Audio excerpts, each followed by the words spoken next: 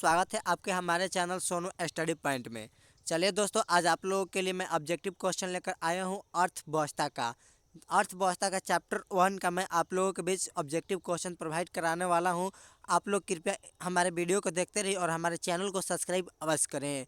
चलिए, समय को नष्ट न करते हुए हम अपने क्वेश्चन की ओर चलते हैं। पहला क्वेश्चन से मानव विकास की दृष्टि से भारत के पड़ोसी देशों में किस देश की आर्थिक स्थिति इससे बेहतर है? आपका ऑप्शन है Bangladesh, option number B Nepal, option number C Myanmar और ऑप्शन नंबर डी श्रीलंका। तो चलिए दोस्तों, आपको बता दें कि इसका राइट आंसर होगा आपका श्रीलंका, यानी पहला का आपका ऑप्शन हो जाएगा श्रीलंका यानी पहला के डी। चलिए अब दोस्तों हम सेकंड चलते हैं, सेकंड क्वेश्चन की तरफ बढ़ते हैं। आपका सेकंड क्वेश्चन है निम्नलिखित में से किस राज्य को पिछड़ा राज्य कहा जाता है? तो हम लोग जानते हैं कि निम्नलिखित में से बिहार राज्य को हम लोग पिछड़ा राज्य के नाम से जानते हैं। जो हम लोग का बिहार राज्य ये होता है, ये हम लोग का कौन सा राज्य है? पिछड़ा राज्य है। बिहार राज्य को हम लोग पिछड़ा राज्य के नाम से जानते हैं। चलिए अब चलते हैं, हम आगे देखते हैं, आगे नेक्स्ट क्वेश्चन की ओर चलते हैं। क्वेश्चन नंबर 3, अर्थव्यवस्थाओं के मुख्य कितने प्रकार होते हैं? तो अर्थव्यवस्था जो हमारा होता है ये 3 प्रकार का होता है। जो हम लोग का अर्थव्यवस्था होता है ये कितने प्रकार का होता है? 3 प्रकार का होता है, यानी तीसरा का हमारा राइट आंसर होगा कौन? तीसरा का हो जाएगा आपका बी। तीसरा का राइट आंसर होगा आपका बी। चलिए दोस्तों अब हम आगे देखते हैं, तीसरा का हो जाएगा बी। अब चलिए देखते हैं नेक्स्ट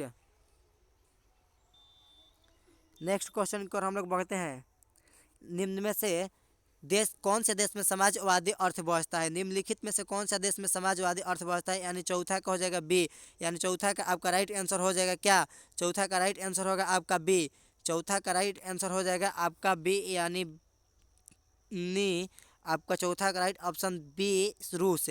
अब चलते हैं नेक्स्ट, देखिए नेक्स्ट हम चलते हैं।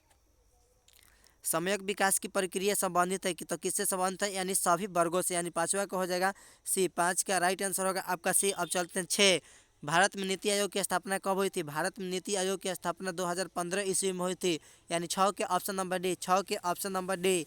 अब चलिए 7 नंबर क्वेश्चन देखते हैं। इनमें से कौन आर्थिक क्रिया नहीं है? इनमें से आर्थिक क्रिया आपका हो जाएगा 7 के और नंबर सी, यानी बीमा। अब देखिए क्वेश्चन नंबर 8, किस क्षेत्र को तृतीयक क्षेत्र कहा जाता है? हाँ दोस्तों, हम आपको बताए थे, क्लास में भी बताया है कि सेवा क्षेत्र को हम लोग तृतीयक क्षेत्र के नाम से जानते हैं, यानी 8 के ऑप्शन नंबर ए सेवा क्षेत्र।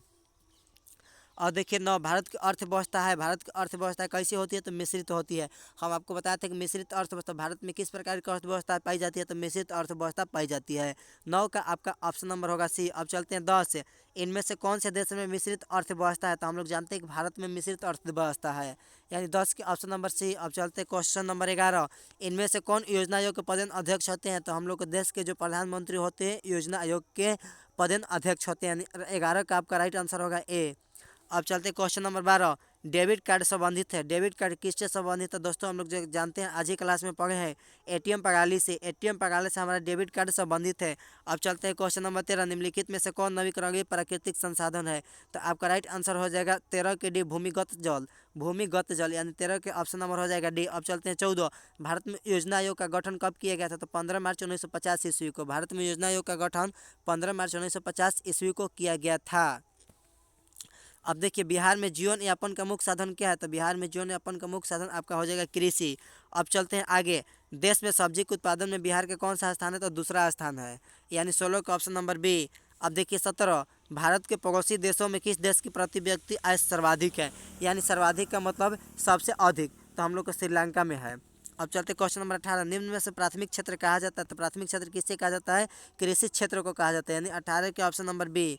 अब 19, जिस देश का राष्ट्रीय अधिक होता है वह देश कहलाता है, तो विकसित कहलाते हैं, यानी 19 का आपका ऑप्शन नंबर होगा बी। अब चलते हैं 20, गरीबी कैंसर रोग की तरह है, यह किसने कहा था? तो अर्थशास्त्री कुजनेट ने कहा था, अर्थशास्त्री कुजनेट, यानी 20 के ऑप्शन नंबर ए। अब चलते हैं आगे, 21 नंबर, किस क्षेत्र को द्वितीय क्षेत्र कहा जाता है? तो हम लोग औद्योगिक क्षेत्र को द्वितीय क्षेत्र के अंतर्गत कहते हैं या आता है।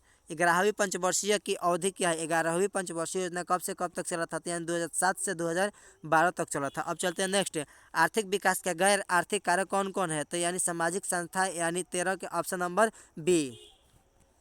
अब चलते हैं आगे, जीवन की भौतिक गुणवत्ता का सूचक क्या है? तो जीवन की भौतिक गुणवत्ता का सूचक है इनमें से सभी, यानी जीवन प्रत्याक्षा, शिशु मृत्यु दर, मौलिक साक्षरता, ये सभी। अब चलते क्वेश्चन नंबर 25। अत्यधिक जनसंख्या वृद्धि से आर्थिक विकास की क्या होती है, तो मंद हो जाती है। जो इसका गति होती है ये क्या होती है, मंद हो जाती है। मंद मतलब बहुत स्लो हो जाती है। तब तक के लिए बने रहिए आप लोग, हम आते हैं फिर अगले वीडियो में।